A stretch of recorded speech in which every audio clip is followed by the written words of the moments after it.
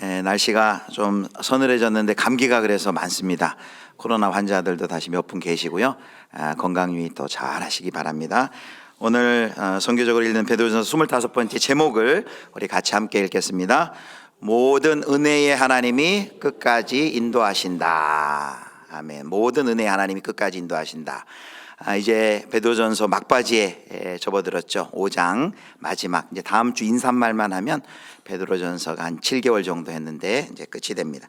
5장을 살펴보고 있는데요. 5장에는 교회의 이제 장로들이라고 말하는 직분자 또 영적인 지도자들에게 또 그 영적인 지도자들의 목양을 받는 젊은이들을 향한 권면이 있죠. 영적인 지도자들에게 한 권면은 무엇입니까? 양무리를 치되 억지로 하지 말고 또 하나님의 뜻을 따라 자원함으로 하고 또 더러운 이득을 취하지 말고 기꺼이 기쁨으로 해라.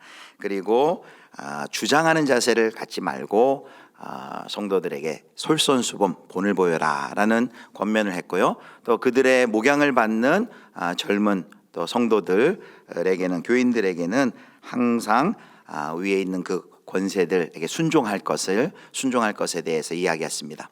근데 이 1절부터 4절까지 이야기다 보면 바로 어떤 이야기가 나오면 겸손에 관한 이야기가 나옵니다. 5절에 보면 서로 겸손으로 허리를 동이라 라고 이야기를 합니다. 결국 이렇게 지도자들이 범할 수 있는 잘못된 사역의 동기, 또 잘못된 권위주의, 삶의 진실한 순종과 실천이 없는 어떤 이런 위선에 빠지지 않기 위해서는 무엇이 필요하냐? 바로 겸손함이 필요하다는 것이죠. 마찬가지로 성도들이 또 위에 있는 권세들에게 순종하기 위해서 뭐가 필요하냐? 겸손함이 필요하다는 것이죠. 그런데 우리가 생각하는 겸손함과 성경이 그리스도인들의 겸손에 대해서 얘기할 때 다르죠. 그것이 6절에 뭐라 그러냐면 하나님의 손 아래서 겸손하라 라고 했습니다. 그러니까 겸손이라는 것은 단순히 친절하고 인사 잘하고 우리가 말하는 어떤 겸양 정도가 아니라 성경이 말하는 그리스도인의 겸손은 뭐냐면 하나님의 주권을 또 섭리를 인정하는 태도라는 것이죠. 바로 그렇게 하나님의 손 아래 내가 있고 하나님의 주권 가운데 내가 있음을 나의 자리를 잘 밝히 알고 그것을 인정하는 태도가 바로 겸손이다라고 했습니다. 그래서 이제 마지막에 7절에는 너희 염려를 다 주께 맡기라. 이는 그가 너희를 돌보심이라. 갑자기 겸손 이야기하다가 왜 염려 이야기가 나옵니까? 우리가 언제 염려합니까? 바로 하나님의 능하신 손 아래 있다는 것을 우리가 잊고서 그 일이 내가 해결하고 내가 내 것인 것처럼 생각할 때, 내 일의 주인인 하나님께 속한 게 아니라 내 것인 것 마냥 염려하고 걱정할 때 우리는 그것은 교만한 것이죠. 겸손한 것이 아니라 교만한 것입니다. 자, 이제 오늘은 이제 5장 마지막 8절부터 11절까지 읽었는데 여기 이제 교회를 향한 권면 이제 두 가지가 오늘 더 나옵니다. 자, 지금까지 베드로전서 이제 5장까지 이야기는 한마디로 얘기하면 이제 무대 앞에를 보여준 것입니다. 특별히 무대를 열어서 뭘 보여준 것이냐면 이 성도들이 하나님의 부르심을 받고 저 하늘 본향을 향해 나아가는 순례자들인 성도들이 이 땅 가운데서 사회 속에서 또 일터 속에서 가정 속에서 또 믿지 않는 남편과 아내와의 관계 속에서 경험할 수 있는 여러 가지 고난의 장면을 보여주고 고난의 의미를 알려줬어요. 그런데 오늘 사도 베드로는 비유하자면 어떻게 하냐면 우리를 그 무대 뒤로 데리고 갑니다. 성도 여러분, 혹시 연극 같은 거 볼 때 무대 뒤편 가보신 적 있어요? 뒤편 가면은 거기에 여러 가지 소품들도 있고 전기 장치도 있고 막 어지럽게 돼 있지만 그것이 무대 앞을 앞과 연결이 다 돼 있는 것이죠. 마치 예쁜 꽃가세를 보지만 그 뒤에 보면 막 복잡하게 연결되어 있는 것처럼 지금 사도 베드로는 베드로전서를 마치기 전에 그 영적인 실상을 눈을 열어서 그 성도들에게 보여줍니다. 그리고 5장 8절을 보면 그들에게 생생한 위험이 있다라는 것을 경고해요. 자, 5장 8절을 함께 보겠습니다. 우리 같이 읽습니다. 근신하라 깨어라 너희 삼킬 자를 찾나니. 근신하라 깨어라, 정신을 바짝 차려라, 잠들지 말고 깨어 있어라 라고 말합니다. 어떤 해석자는 이걸 이렇게 해석을 했어요. 주목, 기상 이렇게 해석을 했습니다. 왜 주목하고 왜 기상해야 될까요? 정신을 차리고 깨야 될까요? 바로 뒤에 이유가 나옵니다. 이유가 뭐죠? 너희 대적 마귀가 우는 사자같이 두루다니며 삼킬 자를 찾나니. 여러분 지금 사자 생각하면 어떤 모습 생각나세요? 아마 여기 과천 어린이 대공원이나 예전에 뭐 창경원 시절 뭐 이런 그때 봤던 사자의 모습, 우리 안에 갇혀 있는 사자의 모습 생각날 텐데, 지금 이 편지를 받아든 성도들은 우는 사자라고 하면 뭐가 생각날까요? 그 당시 신앙의 박해로 콜로세움에서 사자의 밥이 되어서 온몸이 뜯어 찢기며 피를 흘리는 그 무서운 사자가 그들 가운데 생각이 났을 것입니다. 그러면서 마귀를 뭐라고 그러냐면 마귀가 너희 대적이다라고 얘기합니다. 마귀가 헬라 원어로는 디아블로스인데 어떤 뜻이냐면 참소하는 자, 고발하는 자죠. 참소하는 자라는 뜻이 있습니다. 그리고 대적한다, 누굴 대적하죠? 하나님을 대적하고 하나님의 나라를 대적하고, 이 마귀가 하나님의 백성을 대적합니다. 마귀가 하나님을 참소해요. 그래서 예수님께서 왜 이 땅 가운데 오셨을까? 여러 가지 이 땅 가운데 오신 목적 중에 하나를 예수님께서는 이렇게 얘기합니다. 사역의 전 과정을 거쳐서 사탄과의 투쟁, 사탄을 멸하기 위해서 왔다. 그것이 요한일서 3장 8절이에요. 자, 요한일서 3장 8절 호산나 찬양대가 읽어주세요. 마귀에게 속하나니 마귀는 처음부터 범죄함이라 하나님의 아들이 마귀의 일을 멸하려 하심이라. 아멘. 자, 하나님의 아들이 나타나신 것은, 예수님이 이 땅 가운데 오신 것은 뭐 하기 위해서요? 마귀의 일을 멸하려 하심이라 라고 말했습니다. 사탄이 예수님을 참소합니다. 그래서 참소해서 예수 그리스도를 죄인으로 정죄하고 자신의 최후의 무기인 죽음으로 예수님을 죽입니다. 그 사건이 뭐죠? 바로 십자가 사건이에요. 그래서 십자가 사건을 통해서 자신이 승리한 줄 알았어요. 그런데 십자가 사건을 통해 예수님 부활하시고, 결국 십자가 부활을 통해 하나님이 마귀와 사탄을 향해서 내린 선언이 뭐냐면 그들의 불의함을 드러내시고, 그리고 그들을 심판하십니다. 심판을 선고받았습니다. 그래서 이걸 이제 현대 신학자들이 잘 성도들이 이해를 하기 위해서 D-Day와 V-Day라는 그 개념을 가져왔어요. 우리 세계제 2차 대전 때 D-Day가 있었어요. 영화로도 많이 만들어졌는데, 노르망디 상륙작전 1944년 6월 6일 그 노르망디 상륙작전을 기점으로 연합군이 승기를 잡습니다. 그걸 Decision Day, 바로 승기를 잡은 날, 승패 결정을 한 날이라고 해서 D-Day라고 해요. 비유할 때 바로 예수 그리스도의 십자가와 부활 사건이 그렇다는 것이죠. 바로 사탄에 대해서 심판하고 사탄의 불의함을 선고하는 바로 예수님의 십자가 부활이 그 일을 한 것이죠. 그런데 그렇게 사탄에 대해서 선고하고 불의함을 드러냈지만도 예수님의 십자가와 죽음으로 인해서 사탄이 완전히 박멸되지 않았어요. 이 사탄이 여전히 활동을 하는데 언제까지냐면 바로 V-Day. V-Day는 언제입니까? 1944년 6월 6일이 D-Day, 노르망디 상륙작전을 통해 연합군이 승기를 잡았다면, 이제 바로 그 1년 뒤에 45년 5월 8일에 돼서야 전쟁이 종식이 됩니다. 승리의 날이 와요. 그 사이에는 승기는 잡았지만 곳곳에서 전투도 일어나고 계속해서 그 전쟁의 승기는 잡았지만 전투가 있는 것이죠. 마찬가지로 예수 그리스도께서 최후 승리의 날 이제 이 땅 가운데 오실 터인데, 그때는 그 예수님이 십자가에서 결정적으로 꺾은 그 사단의 모든 세력을 제거하시고, 그리고 완전히 하나님의 의와 생명의 통치가 이 땅 가운데 임하는 그날이 오는 것이죠. 그래서 신약학자인 김세현 박사는 이것을 이렇게 설명해요.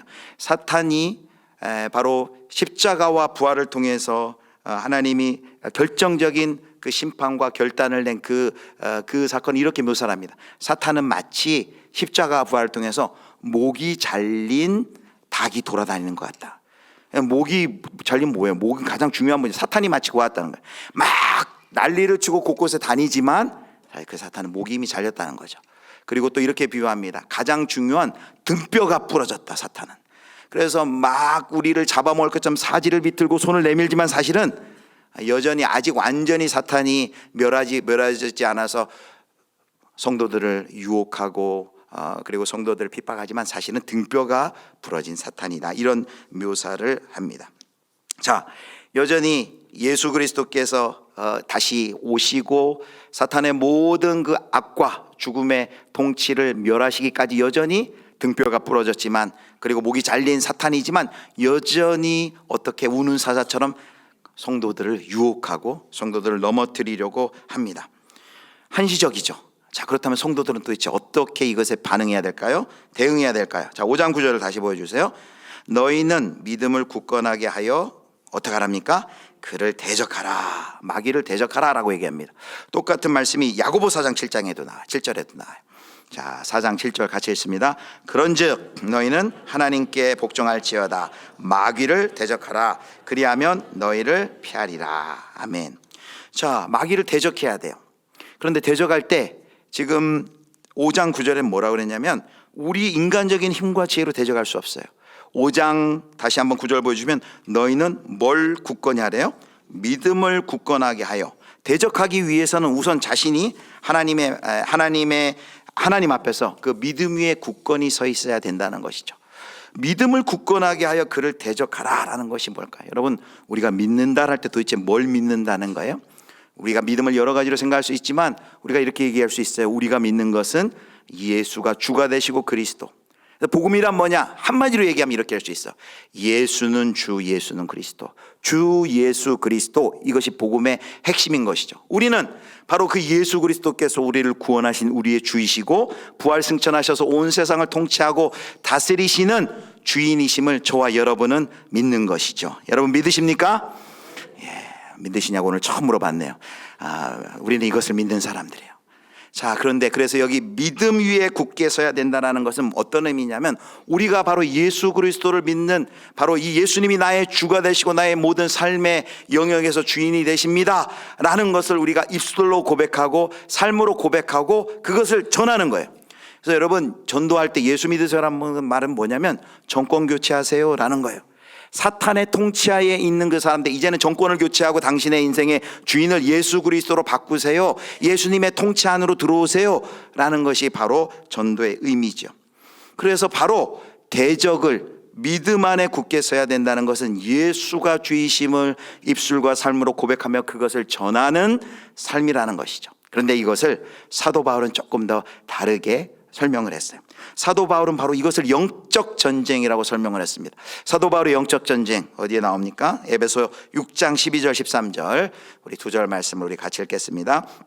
우리의 씨름은 혈과 육을 상대하는 것이 아니요 통치자들과 권세들과 이 어둠의 세상 주관자들과 하늘에 있는 악의 영들의 상대함이라. 그러므로 하나님의 전신갑주를 취하라. 이는 악한 날에 너희가 능히 대적하고 모든 일을 행한 후에 서기 위함이라. 아멘. 우리의 씨름은 사도 베드로가 얘기한 것처럼 이것은 혈과 육을 상대하는 것이 아니요 통치자들과 권세자들과 이 어둠의 세상 주관자들과 하늘에 있는 악의 영들을 상대함이라. 우리 눈에 보이지 않는 역사의 이면 가운데 있는 그 영적인 전쟁에 대해서 이야기를 하면서 그것을 위해서 하나님의 전신갑주를 입으래요. 그리고 14절부터 하나님의 전신갑주가 뭔지 18절까지 설명을 하는데 그 당시 로마 시대의 군병의 그 무장을 가지고 이미지를 그려가면서 설명을 합니다. 자, 그림을 보면서 하겠습니다. 그림을 보는 게 훨씬 쉬워요. 로마 군병을 딱 세워놓고 구원의 투구. 먼저 14절에 그런즉 서서 진리로 너희 허리띠를 띠고 라고 말합니다. 그냥 그림만 보여주셔야 될 것 같아요. 진리로 허리띠를 띠고, 그리고 의의 호심경, 흉배, 가슴에 창이 박히지 않도록, 화살이 박히지 않도록 의의 흉배, 호심경, 그리고 평안의 복음에 준비한 것으로 신을 신고, 평안의 복음의 신, 군하죠. 그 다음에 모든 것 위에 믿음의 방패를 가지고 불화살이 올 때 그걸 막는 거죠. 방패를 가지고, 그리고 유일한 이제 공격용 무기가 있습니다. 그것이 무엇입니까? 성령의 검, 곧 하나님의 말씀이라. 그리고 18절에 보면 이제 모든 이거에 더해서 기도와 간구를 하되 항상 성령 안에서 기도해라 라고 이야기를 합니다. 그림을 거두어 주시고, 자, 영적 전투, 영적인 실상을 얘기하고 영적 전투를 해야 되는데 여기 지금 이 자세하게 이야기를 합니다. 우리의 관심이 이걸 묘사하는 어떤 허리띠, 투구, 흉배 있지만 사실 그 묘사하는 것보다 뒤에 있는 것들이 사실은 핵심이죠. 자, 여러분 어떻습니까? 여러분 영적 전쟁하면 어떤 단어가 생각나요? 영적 전쟁하면 많은 분들이 전설의 고향을 먼저 생각해요. 그리고 많은 분들이 얼마 전에 넷플릭스 수리남에 보면 거기 목사가 거기 마약 이렇게 중개상으로 나오는데 전요한이라는 가상의 인물이 나오는데 그분이 자주 한 말이 뭐냐면 너 마귀 들렸어, 너 귀신 들렸어 이렇게 얘기하면서 잘못할 때 호되게 혼을 냅니다. 그러니까 우리는 영적 전쟁하면 일단 귀신 들린 사람들 쫓아내는 축기를 이야기해요. 축기가 분명히 있습니다. 그리고 실제로 선교지나 또 우리나라에서도 축기하는 실제로 귀신이 들리고 축기하는 것 인정합니다. 그러나 대부분의 경우 많은 경우 보면 우리의 영적 전쟁은 뭐냐면 우리의 삶의 자리에서 오늘도 이 문을 박차고 나가면 당장 그리고 내일 출근하면 우리의 일상과 직장과 가정에서 학교에서 영적 전쟁의 실상이 바로 펼쳐지는 것을 볼 수 있습니다. 그렇다면 사도 바울이 영적 전쟁이라고 해서 지금 설명하고 있는 것들은 뭘까요?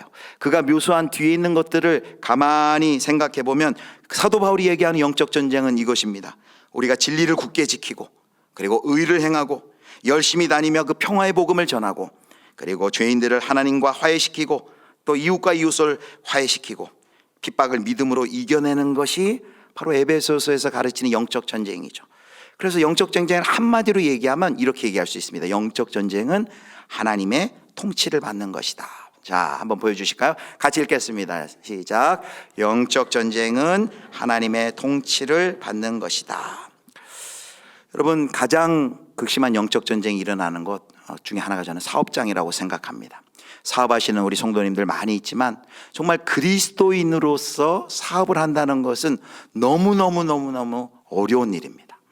어떻게 하냐고요? 제가 어제 장로님들하고 이 제자 훈련할 때 어제 주제가 일 그리고 직업이었는데 우리 장로님 중에 사업하시는 분들이 많은데 이야기를 하시면 뭐 하나 결정하는데도 그렇고 그리스도인으로서 갈등이 되는 상황들이 너무 많이 있는 거예요. 이 땅에서 사업하려면 이중장부 안 쓰면 어렵다고 그러죠. 또 뭐 이중 계약하고 뒷돈, 뇌물 이런 것이 난무한 이 사업 속에서 한 사람의 그리스도인으로서 자신의 신앙과 사업이 전혀 상관없는 것이 아니라 그 사업장과 그 일터에 복음이 연결되고 정말 그 사업장이 하나님의 통치를 받는 사업장이 되기 위해서는 뭐가 반드시 있어요? 영적 전쟁이 거기에 있을 수밖에 없는 것입니다. 그럼 영적 전쟁은 뭐예요? 영적 전쟁은 사단의 나라와 싸우는 것이냐, 사단의 나라의 그 거짓 우상을 믿기로 만몬을 그 돈을 믿기로 우리를 속이려 하는 하나님 사랑 이웃 사랑을 못하게 하는 그 세상의 가치를 거절하고 우리의 가치 판단과 윤리적 선택을 하는 그 순간순간 하나님의 통치, 하나님을 사랑하고 이웃을 섬기라는 그 하나님의 통치의 원리를 붙들고 그 원리에 맞춰서 모든 결정들을 하는 것, 그것이 바로 우리가 감당하고 하는 영적 전쟁인 것이죠. 또 여러분 어려운 데가 많이 있지만 연예계 얼마나 어렵습니까? 어떻게 할 수 있어요? 연예계에 많은 분들이 지금도 목숨을 끊는 분들이 너무너무 많아요. 그래서 저는 이제 간접적으로 이렇게 들은 이야기면 연예인들이 그래서 더 갈급한 마음으로 성경 공부하는 그런 기독 연예인들이 많이 있대. 너무 그 영적으로 거기가 암흑이기 때문에. 제가 몇 년 전에 한번 저한테 연락이 왔어요. 미스 코리아 진의 아버님이 장로님이신데 저를 좀 만나겠다고 이전교회 있을 때 저한테 연락이 왔어요. 깜짝 놀랐어요. 왜 미스 코리아 진의 아버님 장로님이 갑자기 저한테 연락 와가지고 만나자고 했을까요? 궁금하시죠? 예.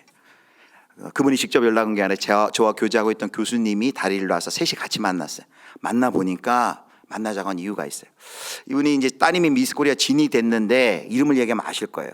그런데 너무나 신앙이 좋은 분이에요. 근데 미스 코리아 뽑히면 다 뭐예요? 가수라든지 배우라든지 연예계로 나가잖아요. 이 연예계로 진출해서 이분도 몇 작품을 했는데 연예계에 막상 들어보니까 너무너무 신앙인으로서 신앙을 지켜나가기가 너무너무 힘든 거예요. 그냥 신앙은 덮어놓고 그냥 거기는 거기 연예계 내가 일하는 일 작품 안 낸 거기라고 하면은 뭐 덜 마음이 그냥 괜찮을지 모르지만 그게 안 되는 거예요. 그래서 이 아버님이 따님을 너무 사랑해서 아예 그래서 일반 이런 기획사 같은 데 소속을 못해서 따님을 위해서 기획사를 1인 기획사를 하나를 만드셨더라고요. 근데 기획사는 만들었지만은 작품을 해야 되는데 작품이 들어오지 않는 거예요. 그래서 요즘은 보면 그렇다네요. 가장 힘 있는 사람이 유명한 작가가 되게 이 역은 누구 이렇게 또 할 수도 있다 그러네요. 그래서 이제 그분이 소문을 듣기를 제가 예전에 다니던 그 교회에 그 유명한 작가가 교회에 출석하고 있다는 얘기를 이제 어디서 들으셔서 따님을 위해서 그 교회 성도면은 이제 제가 목사니까 어떻게 연결을 해서 좀 만날 수 있도록 그런 좀 부탁을 하려고 만나자고 했어요.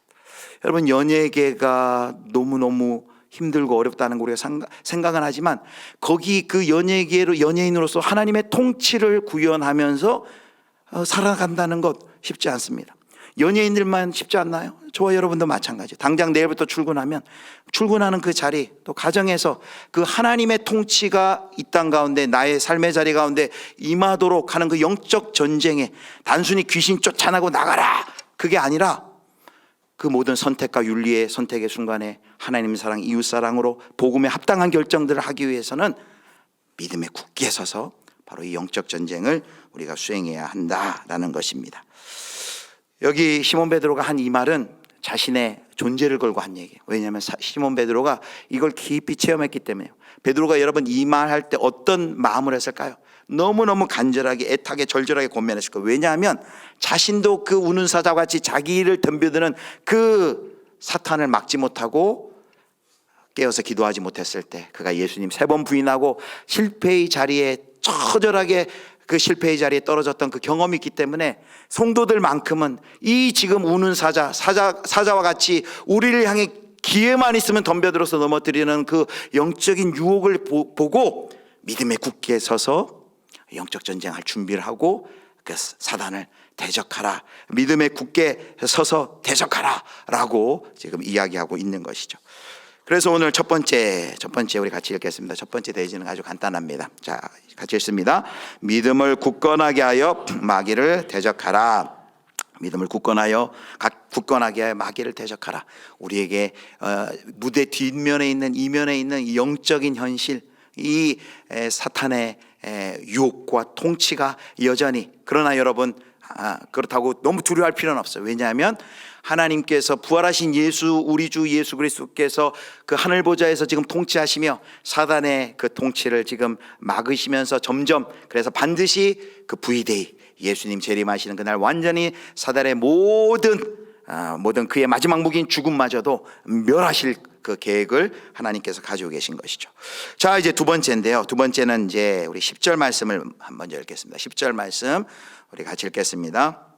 모든 은혜의 하나님 곧 그리스도 안에서 너희를 부르사 자기의 영원한 영광에 들어가게 하시니가 잠깐 고난을 당한 너희를 친히 온전하게 하시며 굳건하게 하시며 강하게 하시며 터를 견고하게 하시리라. 아멘. 여기 상반절 먼저 살펴볼게요. 여기 보면 우리 베드로전서는 하나님이 우리를 택하사 우리를 하나님 자녀 삼아주시고 순례자로 만들어서 우리는 목적지가 있는 여행을 해요. 그 목적지는 어디냐면 하늘의 보좌예요. 하늘 보좌 그 목적지. 그런데 10절에는 그 목적지가 나와 있는데 목적지를 뭐라 부르냐면은 너희를 부르사 그리스도 안에서 자기의 영원한 영광에, 그리스도 안에서의 영원한 영광이 목적지다라는 거예요.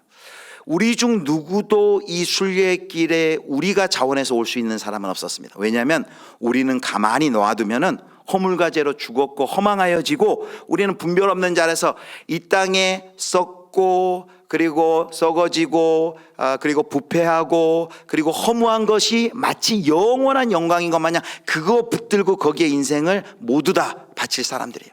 그런데 그와 같이 어리석었던 우리들인데 여기 10절 상반절에 보면 너희를 부르사 그랬어요.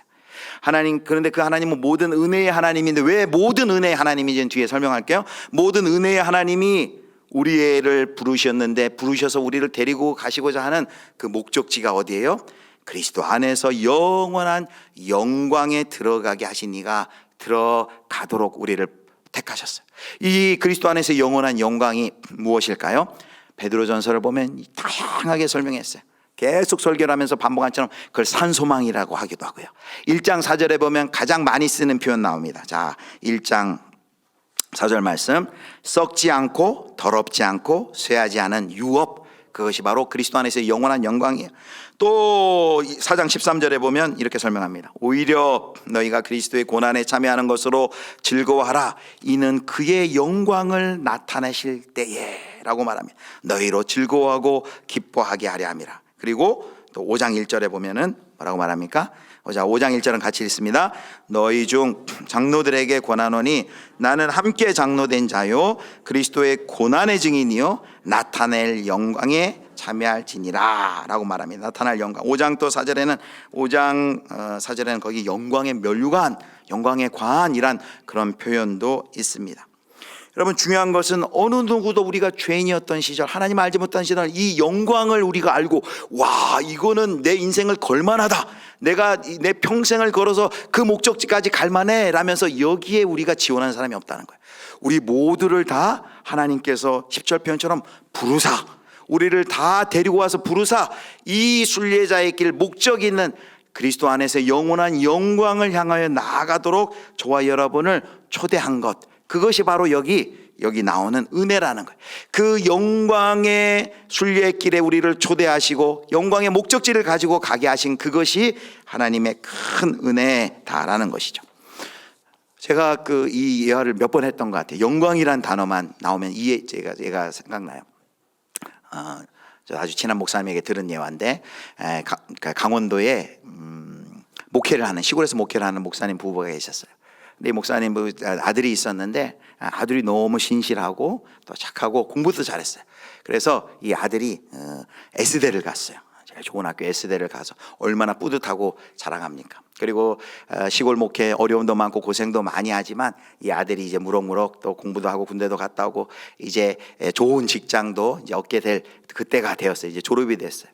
부모님들이 얼마나 기대가 많으시겠어요. 이제 그동안 참 뼈를 깎는 어려운 희생이 있었지만 이 아들이 이렇게 장성해서 이제 좋은 또 직장에 들어가고 또 부모도 이렇게 섬길 것 더 잘 섬기고 이런 이제 기대를 있는데, 하루는 이제 졸업하는 이 아들이 아빠에게 찾아왔어요. 아버지에게 찾아와가지고 이렇게 얘기를 하다는 거야. 아빠, 저 아무래도 선교사가 돼야 될 것 같아요. 저 신학교 가고 싶어요. 이렇게 얘기한 거예요. 그러니까 이 아빠가 목사님인데 이렇게 얘기했대요. 왜 하필 너냐?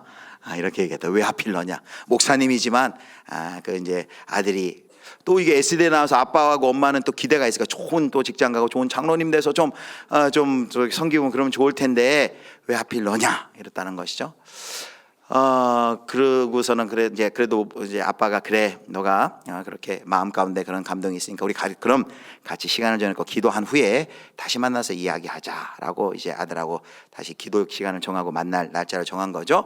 그러자 그 사이에 이제 아빠 이제 이모와 고모 다 연락 와서 집안 어른들 연락해서 도대체 아빠 엄마 고생한 거는 생각지도 않고 철딱 머리도 없는 녀석 하면서 고모하고 이모들이 막 연락 오고 막 작은 아버지 뭐 연락 오고 그랬다는 거예요. 그 생각을 포기하라는 것이죠. 이제 때가 됐어요. 이제 두부들이 만났어요. 아버지와 아들이 만났어요. 아버지가 묻습니다. 그래, 어떻게 기도했니? 그럼요 아빠, 중요한 문제니까 기도했죠. 그래, 어떻게 결정했어요? 변함없어요. 저는 선교사 할래요. 신학교 가야 돼요. 라고 말하니까 아버지가 이렇게 얘기했대요. 아버지가, 야, 너 아깝지 않니? 그렇게 그 대학 가려고 수고하고 노력했고 너 그 졸업하기 위해서 너 너무 많은 고생을 했는데 이제 너 그 대학 나와가지고 취업도 잘 될 거고 앞으로 미래가 보장되고 탄탄대로일 텐데 너 그거 다 아깝지 않아? 라고 아빠가 물었대요.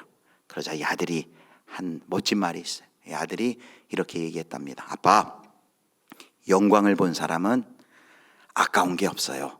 라고 이야기했대요. 아빠가 뭐라 그랬어요? 아유, 그래, 장하다 내 아들 하고 아빠도 이제 축복해 주면서 그 길을 가게 하셨다는 전해 내려오는 실화가 있습니다. 여러분, 영광을 이 땅에서 정말 본 사람 주변에서도 보잖아요. 그 사람의 선택과 결정이 달라요. 영광을 봤기 때문이에요. 영광을 본 사람은 정말 달라. 하나도 아깝지가 않아요. 자기의 인생을 다 드리기도 하고 생명을 드리기도 하고 사람들이 보통 생각하는 그 보통의 상식적인 판단을 하지 않죠. 왜? 영광을 보았기 때문에. 그런데 그 본 영광이요, 오늘 10절에 나와 있는 그리스도 안에서의 그 영원한 영광과 비교할 수 있을까요? 그것은 하나의 조각 같은 것을 본 것인데도 그렇게 삶이 변하는데, 우리의 삶이 그 예수 그리스도께서 우리를 인도하셔서 갈 그 영원한 영광을 우리가 맛본다면 어떨까?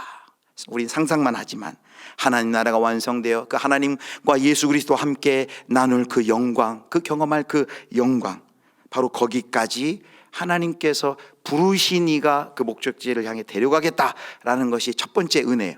그런데 여기 보면 왜 여기 그 은혜, 오늘 은혜가 특별히 뭐라고 얘기했습니까? 오늘 제목처럼 한참 집중하다 보면 설교자도 제목이 생각 안 나요. 모든 은혜의 하나님이다. 왜 모든 은혜라고 했을까요? 자, 여러분 중간에 설명이 됐습니다. 10절 다시 한번 보여주세요.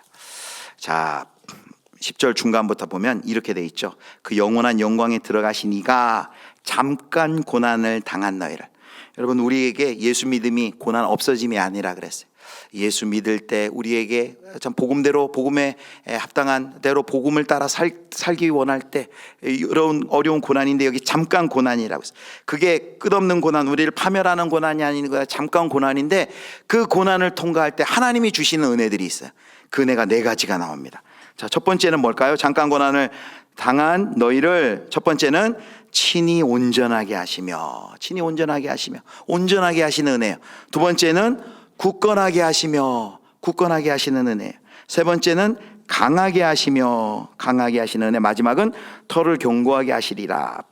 여러분, 여기 첫 번째 온전하게 한다는 것은 하나님께서 회복하시는 은혜를 주겠다. 우리가 이 믿음의 길, 순례의 길 걸어가면서 넘어질 때, 실패할 때 많잖아요. 회복이 필요하잖아요. 그때 하나님께서 회복의 은혜를 우리에게 주시겠다라는 거예요. 굳건하게 하는 건 뭐예요?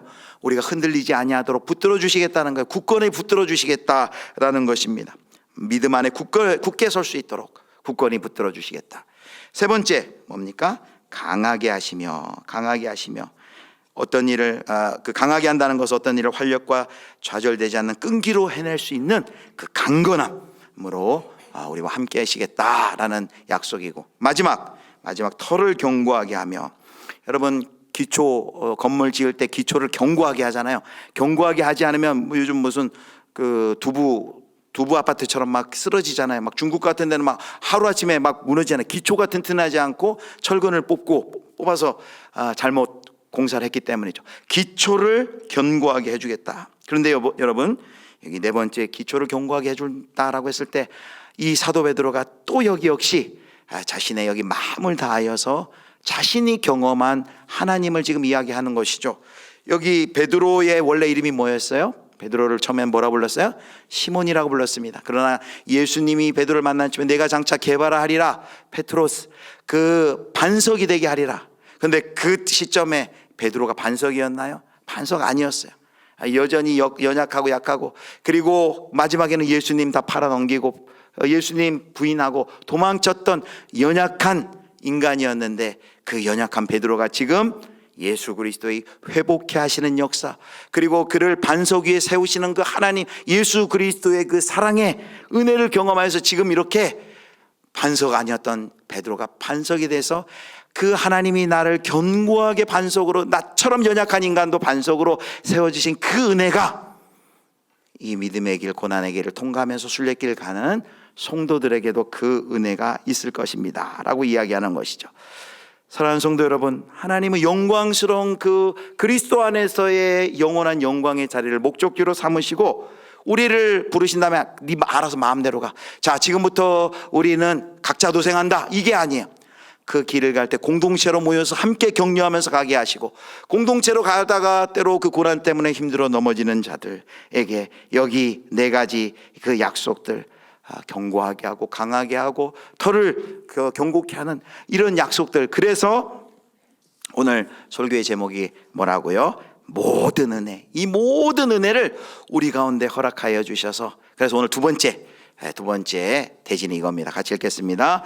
모든 은혜에 하나님이 성도를 처음부터 끝까지 인도하신다. 모든 은혜의 하나님이 성도를 처음부터 이 자리로 그 순례길 부르시고, 그리고 그 영원한 영광의 자리 목적지를 삼아서 거기를 데려가시는데, 모든 은혜, 여기 네 가지 은혜로 잠깐의 고난을 잘 이기며 감당하도록 하신다는 거죠.